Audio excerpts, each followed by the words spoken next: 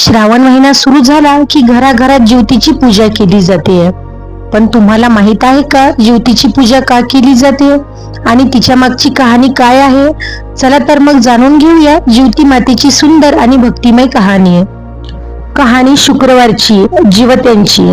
आटपाट नगर होतं. तिथं एक राजा होता. त्या राजाला मुलगा नव्हता.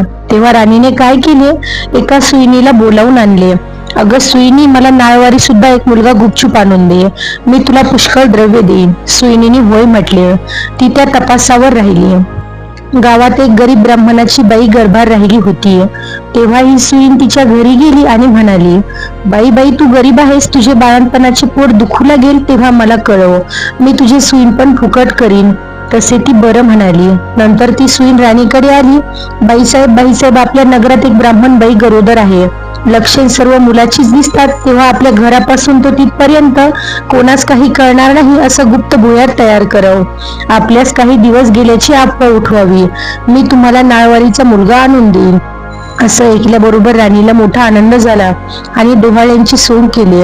पोट मोठं दिसण्याकरता त्याच्यावर लुगड्याच्या घड्या बांधल्या. भुयार तयार केले. 9 मास भरताच बाळणपणाची तयारी केली. इकडे ब्राह्मणबाईचं पोट दुखू लागलं. सुईणीला बोलावणं आलं. ती ब्राह्मणाच्या घरी आली. बाई बाई, तुझी पहिली खेप, डोळे बांधलेस तर भिणार नाही असं सांगून तिचे डोळे बांधले. ती बाळंतीण झाली. मुलगा झाला. सुईणीने एका दासीकडून भुयाराच्या वाटेनं मुलगा राणीकडे पाठवला व तिने एक वरवंटा घेऊन त्यास एक कुचा बांधला आणि तिच्या पुढे ठेविला. मग बाईचे डोळे सोडले. तुला वरवंटाच झाला असं सांगू लागली. तिने नशिबाला बोल लावले. मनामध्ये दुःखी झाली. सुईण निघून राजवाड्यात गेली. राणीसाहेब बाळंतीण झाल्याची बातमी पसरली. मुलाचे कोडकौतुक होऊ लागले.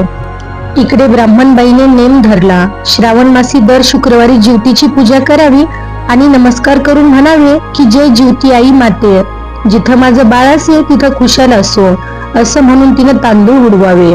ते ह्या मुलाच्या डोक्यावर पडावे. राजपुत्र मोठा झाला. एके दिवशी तो फिरावयास निघाला.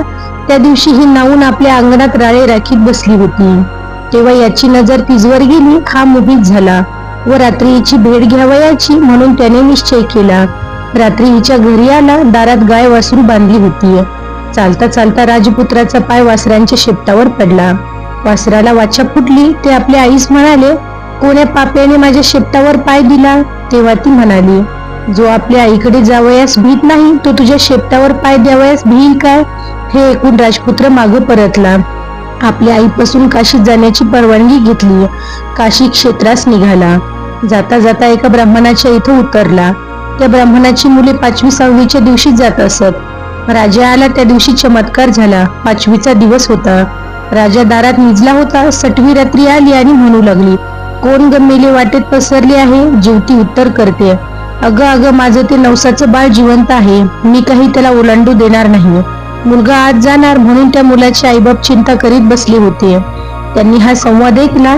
इतक्यात उत्तर रात्र झाल्यावर 6वी व ज्योती आपल्या रस्त्याने निघून गेल्या.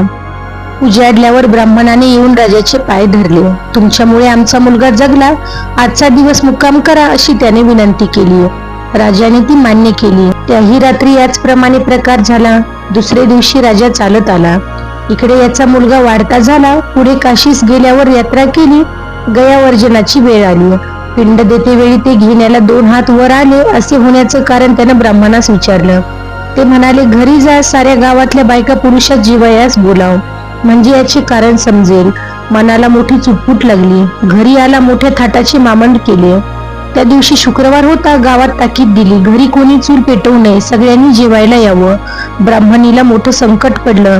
राजाला निरोप धाडला, मला ज्योतीचे व्रत आहे, मोठे नियम पुष्कळ आहेत, ते पाळाल तर जेवायला येईल.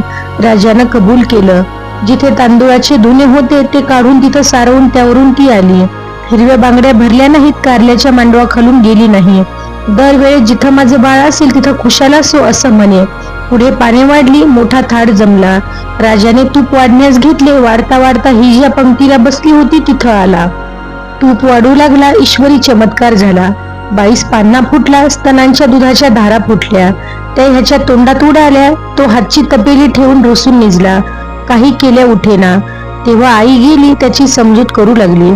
तो म्हणाला, असे होण्याचे कारण काय? तिनं सांगितलं, की ती तुझी खरी आई आहे, मी तुझी मानलेली आई असं म्हणून तिने सर्व हकीकत सांगितली. नंतर भोजनाचा समारंभ झाला. पुढे त्यानं आपल्या आईबापास राजवाड्यानजीक मोठा वाडा बांधून देऊन त्यात सुद्धा आपण राज्य करू लागला. तर जशी तिला ज्योती प्रसन्न झाली तशी तुम्हा आम्हा हो. ही 60 उत्तराची कहाणी 5 उत्तरी सफळ संपूर्ण.